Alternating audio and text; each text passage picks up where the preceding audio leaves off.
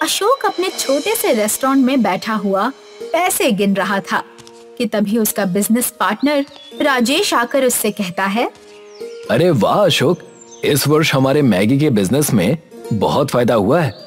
जब मैं तुमसे पार्टनरशिप करने की कह रहा था तब तो तुम बेवजह डर रहे थे। तुमने सही कहा अशोक, मुझे लग रहा था कि ये बिजनेस चलेगा ही नहीं। तभी अशोक के रेस्टोरेंट में काम करने वाला मोहन नाम का व्यक्ति उससे कहता है, इस व्यापार को चलाने में राजेश बाबू का बहुत बड़ा हाथ है सेठ जी। इतना पैसा कमाने के बावजूद भी वो रसोई में स्वयं अपने हाथों से ग्राहकों के लिए मैगी तैयार करते हैं। अपने काम से काम रख मोहन। कितनी बार कहा है कि हम पार्टनर्स की बातों पर ज्यादा ध्यान मत दिया कर। इतना बोलकर अशोक अपने घर चला गया। क्या हुआ जी, आपके चेहरे पर गुस्सा क्यों झलक रहा है? मैंने और राजेश ने एक साथ मिलकर रेस्टोरेंट खोला था, मगर जिसे देखो मेरे पार्टनर राजेश की तारीफ करता है, मेरा तो कोई नाम ही नहीं लेता। रेस्टोरेंट में आने वाले ग्राहक भी बस राजेश राजेश ही चिल्लाते रहते हैं। ये तो बहुत ही गंभीर विषय है अशोक। अगर ऐसा ही हाल रहा तो वो दिन दूर नहीं जब तुम्हारा नाम ग्राहकों के दिमाग से उतर जाएगा। और अगर किसी दिन राजेश ने तुम्हें व्यापार से अलग कर दिया तो फिर कभी सोचा है तुमने कि तुम्हारा क्या होगा? ये तो मैंने कभी सोचा ही नहीं। तुम मेरी पत्नी हो, तुम बताओ मैं क्या करूं? देखो, व्यापार अपनी जगह है, दोस्ती अपनी जगह। तुम पूरी तरह से प्रोफेशनल बन जाओ। राजेश तुम पर बहुत ज्यादा भरोसा करता है। तुम कहना क्या चाहती हो? अरे बुद्धू, कब अकल आएगी तुम्हें? अरे राजेश दिन में इतने पेपर साइन करता है, किसी दिन ब्लैंक पेपर पर साइन करवा लो। उसके बाद राजेश जीवन भर तुम्हारे आगे पीछे फिरता रहेगा और उसकी सारी प्रॉपर्टी मेरे नाम कर दो। अरे वाह, आज तुमने वो कहावत चरितार्थ कर दी कि हर सफल व्यक्ति के पीछे उसकी पत्नी का ही हाथ होता है। अगले दिन अशोक राजेश के घर पर चला गया, मगर उसने देखा कि राजेश कहीं जाने की तैयारी कर रहा था। क्या हुआ राजेश, तुम कहीं जाने की तैयारी कर रहे हो? अरे हाँ अशोक, क्या है ना कि कुछ दिनों पहले मैंने संतरे का एक छोटा सा बगीचा खरीदा है। मैं अपनी पत्नी और बेटी संध्या को वही दिखाने ले जा रहा हूँ। राजेश की बात सुनकर अशोक मन ही मन बुरी तरह से जल गया। अच्छा, तो अब ये संतरे का बगीचा भी खरीदने लगा। मेरी पत्नी ने मुझे बिल्कुल सही उपाय बताया है। अशोक मुस्कुराकर राजेश की ओर देखता है। ये कुछ बिजनेस के डॉक्यूमेंट्स हैं, तुम्हारे सिग्नेचर होने बहुत जरूरी हैं। एक बार इन्हें पढ़ लो। कैसी बातें कर रहे हो दोस्त, भरोसा नाम की भी कोई चीज होती है? तुमने आज तक मुझसे जिस भी पेपर पर साइन करवाए हैं, क्या मैंने कभी भी वो पढ़े हैं? तो अब क्यों पढ़ूंगा, साइन कर देता हूँ। इतना कहकर राजेश ने सारे पेपर पर साइन कर दिए। अशोक खुश होता हुआ वहाँ से चला गया। राजेश अपने परिवार को संतरे का बगीचा दिखाने के बाद अपनी कार से घर लौट रहा था कि तभी उसने देखा रोड पर एक व्यक्ति घायल अवस्था में पड़ा हुआ था और एक 10 वर्षीय बच्चा बुरी तरह से रो रहा था। राजेश तुरंत कार से बाहर निकलकर उस बच्चे से कहता है, क्या हुआ बेटा, कौन है ये और ये घायल कैसे हुए? ये मेरे पिताजी हैं। हम दोनों रोड पार कर रहे थे कि तभी एक तेज कार टक्कर मार के चली गई। तुम चिंता मत करो, मैं अभी इन्हें अस्पताल लेकर जाता हूँ। आप बहुत अच्छे इंसान हैं, वरना यहाँ से इतने लोग गुजरे। मैंने सबसे मदद मांगी मगर मेरी मदद किसी ने नहीं की। राजेश उस व्यक्ति को अस्पताल ले गया। डॉक्टर उस व्यक्ति को देखकर राजेश से कहता है, आई एम सॉरी सर, ये अब इस दुनिया में नहीं रहे। ये सुनकर बच्चा फूट फूट कर रोने लगा। राजेश ने उस व्यक्ति का अंतिम संस्कार कर दिया और उस बच्चे को अपने घर ले आया। बच्चे को रोता हुआ देख राजेश की पुत्री संध्या कहती है, क्या नाम है तुम्हारा? मेरा नाम अंकुश है। तुम चिंता मत करो अंकुश, आज से मैं तुम्हारी परवरिश करूंगा, तो मुझे तुम अपना पिता ही समझो। अगले दिन राजेश अपने रेस्टोरेंट चला गया, मगर रेस्टोरेंट का बोर्ड देखकर राजेश बुरी तरह से चौंक जाता है। इस बोर्ड से तो मेरा नाम ही गायब है। इतना कहकर राजेश सीधे रेस्टोरेंट के अंदर जाकर अशोक के पास जाकर कहता है, अशोक, बोर्ड से मेरा नाम क्यों हटवा दिया? केवल इस बोर्ड से ही नहीं राजेश, इस रेस्टोरेंट से और तुम्हारे घर से भी तुम्हारा नाम हटा दिया है। तुम कहना क्या चाहते हो? यही कि कल जिन पेपर्स पर तुमने साइन किए थे ना, मैंने तुम्हारा बैंक बैलेंस, तुम्हारा घर और ये रेस्टोरेंट अपने नाम कर लिया है। अब तुम सड़क के भिखारी हो। ये मेरे साथ धोखा है। मैंने तुम पर कितना विश्वास किया था। क्या है ना कि ऐसा करना मेरी मजबूरी थी। हम दोनों ने साथ मिलकर बिजनेस शुरू किया था, मगर नाम तुम्हारा ही होता था, इसलिए मैंने तुम्हारा नाम हर जगह से मिटा दिया। अब तुम यहाँ से जा सकते हो। राजेश मुंह लटकाकर अपने घर आ गया, मगर घर पर पुलिस को देखकर वो चौंक जाता है। क्या हुआ? मेरे घर पर पुलिस क्यों है? सर, आपका घर मिस्टर अशोक बाबू के नाम हो गया है। अब आप इस घर में नहीं रह सकते, और हाँ, इस घर से कोई भी वस्तु आप लेकर नहीं जा सकते। प्लीज हमारे साथ कोऑपरेट कीजिए, नहीं तो हमें आपको धक्के देकर इस घर से बाहर निकालना होगा। राजेश अपनी पत्नी रुचि और पुत्री संध्या और अंकुश को लेकर घर से बाहर आ गया कि तभी भयानक वर्षा होने लगी। अब हम क्या करेंगे? आपके पार्टनर ने तो बहुत बड़ा धोखा दिया है। मुझे तो ये अंकुश ही मनहूस लगता है। देखो ना पापा, कल ही ये हमारे जीवन में आया और हमारा जीवन बर्बाद हो गया। ऐसा नहीं कहते संध्या, इसमें बेचारे अंकुश का कोई दोष नहीं। बेईमान तो मेरा पार्टनर निकला। राजेश अपने परिवार को अपने बगीचे में ले गया और वो सब रात भर संतरे के बगीचे में बारिश से भीगते रहे। सुबह अशोक की पत्नी रुचि राजेश से बोलती है, अब क्या करेंगे जी? कल रात से हम सब भूखे हैं। आपका बिजनेस भी तबाह हो गया। मेरी जेब में फूटी कौड़ी भी नहीं है रुचि। तब तक इन्हीं संतरों को खाकर काम चला लेते हैं। ना बोलकर राजेश ने एक पेड़ से एक संतरा तोड़ लिया, मगर जैसे ही उसने संतरे को छीला तो सामने का दृश्य देखकर उसकी आंखें आश्चर्य से फटी रह गई। संतरे के अंदर गर्मा गर्म मैगी मौजूद थी। ये क्या पापा? संतरे के अंदर मैगी? ये तो चमत्कार है। तभी राजेश ने देखा कि जो संतरा उसने तोड़ा था वो दोबारा वहाँ पर फिर से उगाया। राजेश मुस्कुराता हुआ अपने परिवार की ओर देखकर कहता है, ये कैसे हो रहा है ये तो मुझे नहीं पता। इसके बारे में तो बाद में पता लगाऊंगा, लेकिन मैगी की खुशबू बता रही है कि ये बहुत ही अच्छी कीमत पर बिकेगी। लेकिन राजेश, हमारे पास तो अब कोई जगह भी नहीं है। हिम्मत मत हारो, हमारा ये बगीचा हाईवे के किनारे है।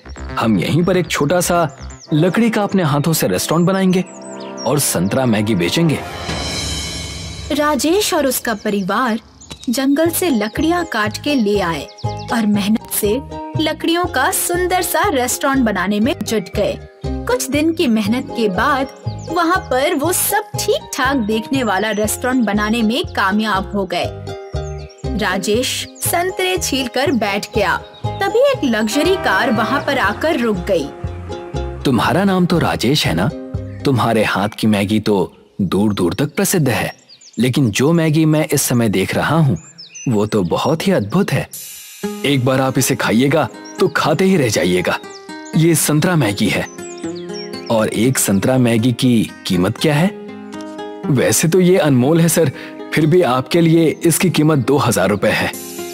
बलवान आदमी ने तुरंत 2000 रुपए राजेश को पकड़ा दिए और मैगी खाते हुए चटकारे लेने लगा। इससे ज्यादा स्वादिष्ट मैगी मैंने अपने जीवन में कभी नहीं खाई। मैं एक 5 स्टार होटल का मालिक हूँ। क्या तुम इस संतरा मैगी की सप्लाई मेरे 5 स्टार होटल में करोगे? बिल्कुल करूंगा सर। राजेश उस दिन से 5 स्टार होटल में संतरा मैगी की सप्लाई करने लगा और अपने लकड़ी के रेस्टोरेंट में भी बैठकर संतरा मैगी बेचने लगा। कुछ ही दिनों में राजेश की किस्मत उस पर मेहरबान हो गई। उसने बगीचे के आसपास की सारी जमीन खरीद ली और उसने वहाँ पर एक बहुत ही आलीशान बंगला बनवा लिया। हमारी संतरा मैगी सारे शहर में प्रसिद्ध हो चुकी है, मगर अभी तक हम इस रहस्य को समझ नहीं पाए कि बगीचे में उस एक पेड़ पर संतरे के अंदर मैगी कैसे निकलती है। यही तो मैं सोच रहा हूँ। हम सब रात के समय जितने भी संतरे तोड़ते हैं, अगले दिन वहाँ पर संतरे फिर से उगाते हैं। तभी रुचि की नजर मुस्कुराते हुए अंकुश पर पड़ी, जो कि संध्या के साथ खेल रहा था। हो ना हो, अंकुश हमारे लिए बहुत ही लकी साबित हुआ है। एक रात राजेश सो रहा था कि तभी अचानक उसकी आंख खुल गई। जैसे ही वो अपने बंगले के बाहर संतरे के पेड़ के पास आया तो उसने देखा कि अंकुश की आंखों से रंग बिरंगी किरणें निकल रही थी। उन रंग बिरंगी किरणों से पूरे संतरे का पेड़ प्रकाश की रोशनी से नहा रहा था। राजेश आश्चर्य से अंकुश की ओर देखकर कहता है, ये तुम क्या कर रहे हो और कौन हो तुम? तभी अंकुश राजेश की ओर देखकर कहता है, मुझे पता था कि एक ना एक दिन मेरा रहस्य आपके सामने आ ही जाएगा।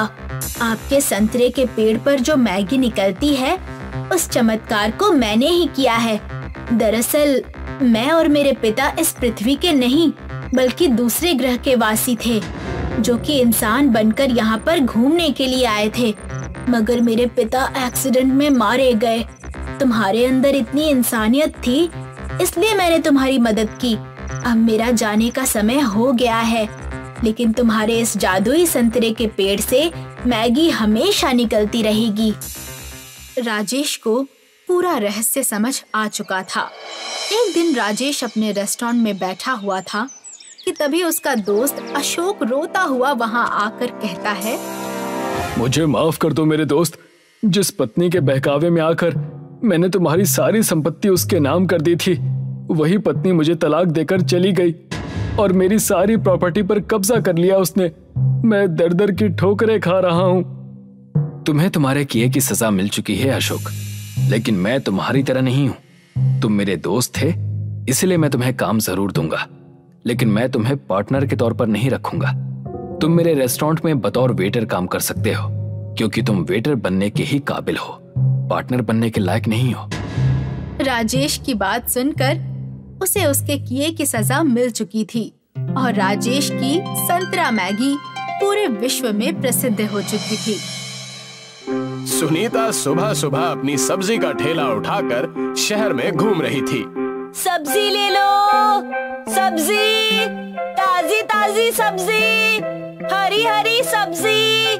सुनीता की आवाज सुनकर कुछ घरों से औरतें निकलकर उसकी सब्जी खरीदने आती हैं। वाह सुनीता, आज की सब्जी तो बहुत ताजा लग रही है। मैडम, सुनीता की सब्जी तो हमेशा ही ताजा रहती है। सुनीता, टमाटर कैसे दिए? 40 रुपए किलो मैडम। अरे सुनीता, हमें लूट तो मत। महंगाई के जमाने में मेरी खुद की हालत खराब है, मुझे बहुत कम पैसा बचता है, तो मैं आपसे कैसे लूट सकती हूँ। सुनीता, तेरी बेटी का स्कूल में एडमिशन हुआ, जिसके लिए तू बहुत परेशान थी? जी मैडम, अभी तो मैंने उसका सरकारी स्कूल में दाखिला करा दिया है। वो मन लगाकर पढ़ाई कर रही है। चलो फिर तो बढ़िया है। तू अपनी बेटी को खूब पढ़ाना, उसे अपनी तरह सब्जी बेचने में मत लगा देना। नहीं नहीं मैडम, मैं ऐसा नहीं करूँगी। सुनीता सब्जी बेचकर वहाँ से अपना ठेला लेकर चली जाती है। रास्ते में बहुत बारिश होने लगती है। जब वो घर पहुँचती है तो उसकी बेटी पूर्वी उसका इंतजार कर रही होती है। तुम आ गई माँ? बाहर कितनी तेज बारिश हो रही है। नई स्कूल टीचर ने 3 दिन की छुट्टी दी है। उन्होंने कहा है कि इस इलाके में बहुत भयंकर तूफान आने वाला है। उन्होंने ऐसा कहा? मैंने तो आज ही अपनी सब्जियों का स्टॉक नया कर लिया है। अगर तूफान आ जाएगा तब तो सब्जियां खराब हो जाएंगी। भगवान करे ऐसा ना हो। नहीं माँ, ऐसा नहीं होगा, चिंता मत करो। उसके बाद सुनीता और पूर्वी खाना खाते हैं और पूर्वी सुनीता की गोद में सो जाती है। इस समय सुनीता को अपने पति की याद आ रही होती है। आज अगर वो जिंदा होते तो पूर्वी के लिए भी कितना अच्छा होता। मैं अपनी परेशानियां उनसे बांट पाती। भगवान न जाने ऐसा क्यों करते हैं। हे भगवान, कल तूफान ना आए और मेरी सब्जियां खराब ना हो, वरना मैं तो बर्बाद हो जाऊंगी। रात को बहुत भयंकर तूफान आता है, बारिश होती है और ओले भी गिरते हैं। सुनीता उठकर देखती है तो उसे बहुत अफसोस होता है, पर वो कुछ कर नहीं सकती थी। वो बस भगवान से यही प्रार्थना करती है कि ये तूफान जल्दी ही थम जाए। एक पूरा दिन बारिश होती है, अगले दिन भी पूरा दिन बारिश होती है। ऐसे ही ये बारिश 3 दिन तक होती रहती है। सुनीता अपनी आंखों के सामने सब्जियों को खराब होते देख रही होती है, लेकिन उन्हें बचाने के लिए वो कुछ नहीं कर पाती, क्योंकि हवा में नमी बहुत ज्यादा होती है। तीसरे दिन जाकर जब बारिश रुकती है तो सुनीता अपनी सब्जियों के पास जाकर उनका हाल देखती है। वो सभी खराब हो चुकी होती हैं। हे भगवान, हमारी सहायता करो। अब मैं क्या करूं? मेरे पास तो पैसे भी बहुत कम ही बचे हैं। इसमें तो घर का खाना पीना भी बस 1 सप्ताह तक का ही निकल पाएगा, और अब मैं नई सब्जियां कैसे खरीदूंगी? सुनीता अपनी परेशानी पूर्वी के सामने जाहिर नहीं करती और उसे स्कूल छोड़ते हुए वो बाजार की तरफ निकल जाती है। वहाँ वो भगवान के मंदिर जाती है। वहाँ उसके सिवा एक और औरत एक बड़ा सा बोरा लेकर भगवान से प्रार्थना कर रही होती है। वो औरत भी बहुत परेशान दिख रही थी। इस तूफान में आपका भी कोई नुकसान हो गया क्या? आप कहाँ से हो? आपका नाम क्या है? अयो, मेरा नाम चिन्नम्मा है। ये जो तूफान हुआ उसमें मेरा हस्बैंड की मौत हो गई। हमारा नारियल पानी का बिजनेस था। तूफान की वजह से बहुत सारे नारियल पानी भी गिर गए। अब मैं उन सबको लेकर यहाँ बेचने आई हूँ, पर वो बिक ही नहीं रहे, इसलिए मैं भगवान से मदद की प्रार्थना कर रही हूँ जी। इसके बाद चिन्नम्मा और सुनीता दोनों साथ में मार्केट की ओर जाते हैं। वहाँ सुनीता को बहुत भूख लग रही होती है। तभी वो देखती है कि वहाँ पर मैगी बिक रही है। चिन्नम्मा और सुनीता देखते हैं कि वहाँ बहुत सारे मैगी के प्रकार लिखे हैं। ये एक ही मैगी कितने तरह से बेचते हैं। इनकी दुकान में भीड़ भी कितनी लगी है। अयो, मुझे तो इनकी मैगी भी अच्छी नहीं लगती। हमारे यहाँ कोकोनट के टेस्ट वाली मैगी मिलती है। ऐसी मैगी यहाँ कहीं नहीं मिलती जी। ये बात सुनीता को बड़ी अच्छी लगती है। वो चिन्नम्मा का नंबर ले लेती है। उस दिन दोनों अपने अपने घर जाकर बड़ी परेशान होती हैं। दोनों बेसहारा होती हैं और तूफान में उनका बहुत नुकसान हो चुका होता है। चिन्नम्मा को अपने पति के गुजरने का बहुत दुख होता है और अपने नारियल को बेचने का वो प्रयास कर रही होती है। उधर सुनीता का इकलौता सहारा पूर्वी होती है। उसकी चिंता होती है कि अगर वो पैसे नहीं कमाएगी तो पूर्वी की फीस कैसे भरेगी और उसे अच्छे से कैसे पढ़ाएगी।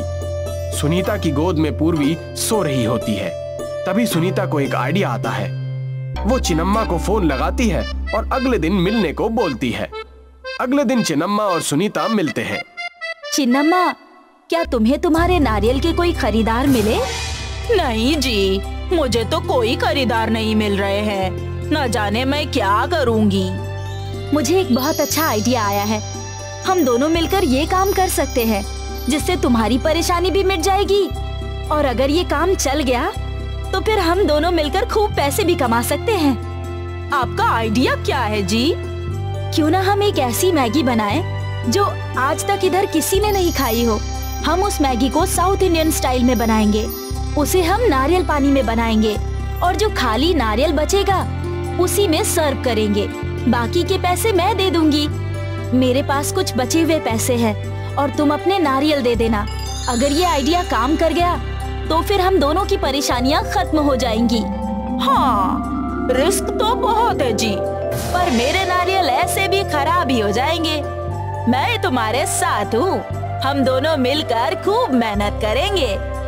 सुनीता बचे कुचे पैसों से खूब सारी मैगी खरीद लेती है और फिर वो दोनों मिलकर एक छोटा सा स्टॉल लगा लेते हैं, जिस पर नारियल मैगी वाली लिखा होता है। वहाँ के लोगों ने आज तक ऐसा कुछ भी नहीं सुना था। लोगों में इस बात की उत्सुकता रहती है कि आखिर ये क्या नई चीज है। शुरू में उनकी दुकान पर 1-2 लोग आते हैं। उनका खाना लोगों को बहुत पसंद आता है। ऐसी डिश आज तक उन लोगों ने नहीं खाई थी। वाह, ये तो कुछ अलग है। इन्होंने नारियल पानी में ही मैगी बनाई और नारियल में ही सर्व भी कर रहे हैं। बहुत ही क्रिएटिव आइडिया है। वाह। सुनीता और चिन्नम्मा को इस बात की खुशी होती है कि उनकी दुकान अच्छी चल रही है। धीरे धीरे उनकी मैगी पूरे शहर में फेमस हो जाती है और उनकी अच्छी कमाई होने लगती है। सुनीता को इस बात की खुशी होती है कि उसका रिस्क उठाना कामयाब हुआ। वो अब अपनी बेटी पूर्वी को भी अच्छे से पढ़ा पाती है। उसके बाद चिन्नम्मा और सुनीता एक दूसरे का सहारा बनते हैं। दोनों मिलकर बहुत कामयाब होते हैं। एक दिन ऐसे ही पूर्वी जब सुनीता की गोद में सो रही होती है, तब सुनीता सोचती है कि भगवान जो भी करते हैं वो हमारे भले के लिए ही करते हैं। अगर वो तूफान नहीं आता तो फिर वो जिंदगी भर सब्जियां ही बेचती रहती और कुछ नया नहीं कर पाती। इसलिए हमें अपनी जिंदगी में सारी कठिनाइयों का सामना करना चाहिए और किसी भी चीज के लिए अपनी किस्मत को नहीं कोसना चाहिए।